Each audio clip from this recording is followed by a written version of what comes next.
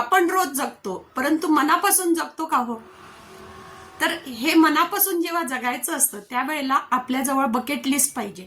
Bucket list म्हणजे काय, की आपल्याला जो अनुभव घ्यायचा आहे किंवा आपली जी स्वप्न आहे सगळ्यांची एकत्रित लिस्ट म्हणजे बकेट लिस्ट.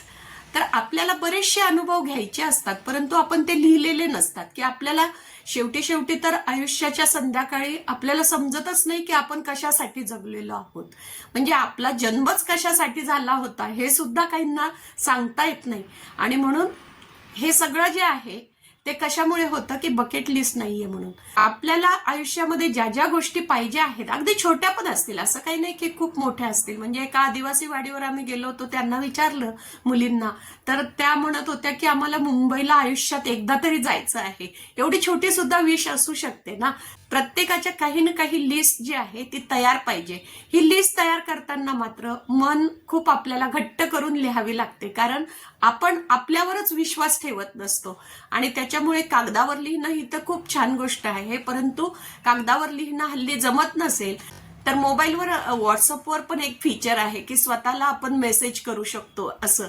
तर त्या मेसेजमध्ये आपण जर रोज काही गोष्टी टाकल्या तर आपली बकेट लिस्ट तयार होते आणि नंतर ती वाचायची. जेव्हा जेव्हा तुम्हाला प्रवासात वेळ मिळेल किंवा जेव्हा कधी वेळ मिळेल तेव्हा फक्त एकदा वाचायची आणि ठेवून द्यायची, काहीही करायचं नाही. आणि मग बघा तुम्हाला कशी गंमत येईल आयुष्य जगताना.